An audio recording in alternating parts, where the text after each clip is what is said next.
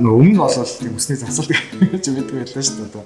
Өмнө л хэлээ те. Тэгэхээр тэр чи болоо ороод богсох эсвэл хосоо гэдэг саналт байгаа шүү дээ. Тэгээд одоо бол ингээд ороод хүмүүс яг яаж асуулах вэ гэдэг асуултанд нөгөө интернетээр өсний засалтууд хардаг ч юм уу те. За иймэрхүү болол одоо надад илүү тохирох юм байна ч гэдэг юм. Боломжууд бий болоод ирж байгаа. Надад бол нэг 3 сарын дараа бол бараг нөгөө солонгос үсүүд маань үснүүдээс аваагүй илүү өтгөн байгаа юм шиг санагдаад байна. Илүү одоо ядтай тийм юм шиг. Мэдээж халзралттай хэсэгтээ өс болгуулцдаг. Тэгэхээр халзралттай талбайгаас хойш нөгөө удамшлын гений нөлөөллөөр дагдсны хэсэг төхөөлдөг бусад хэсгийн үсийг халзарж байгаа шүү дээ.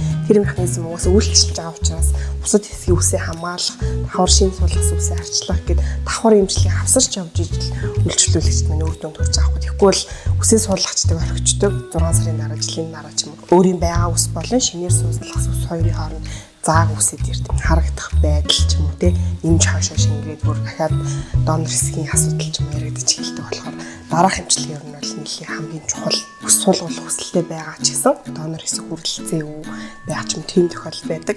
Таны хувьд болохоор халзралтын талбай маань дундаж хэмжээ гэсэн.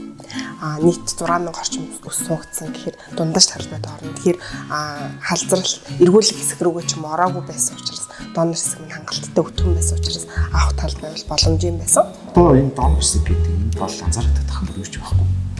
Одоо магадгүй тэр чигээр алдчих юм бол донорууд хэсгээс одоо аваад магадгүй хүч чадах. Тийм яа зөв тэгж ойлгож байна. Тэгэхээр юм санаалтаа тэгэхгүй гэсэрээд үзүүлээд боломж авах бол эсвэл өөртөө алхам болох. Усны ер нь бол урт талын хэсэг рүү hairline дээр үйлчлүүлэгчд ихэнхээс ер нь бол тухайн нэлийн багасгах сонирхолтой төгөхгүй. Яа гэм бэл нөгөө удаан хугацаанд халдвартай хүмүүс ч мэдээж жижигхэн тухал усдаг. Тэгэхээр ус шилжүүлэн суулгах ажилбар ер нь бол дух багасгах биш.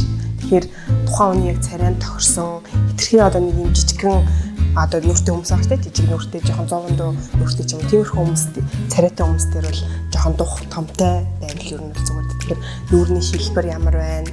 За ер нь бол нийт биеийн пропорц ямар байна ч юм уу тэрэнд хамаарад усны hairline ер нь бол өөр зурагдана гэсэн. Хүмүүс одоо энэ хүртэл үсэлцээс болоо. Мас юу шүү дээ. Дараа нь одоо тийм магадгүй асуудал болох гэж байлаа.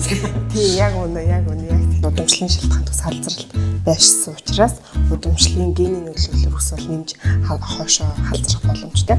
Тэгэхээр тэрнээс хамгаалаад имээ ууж явна.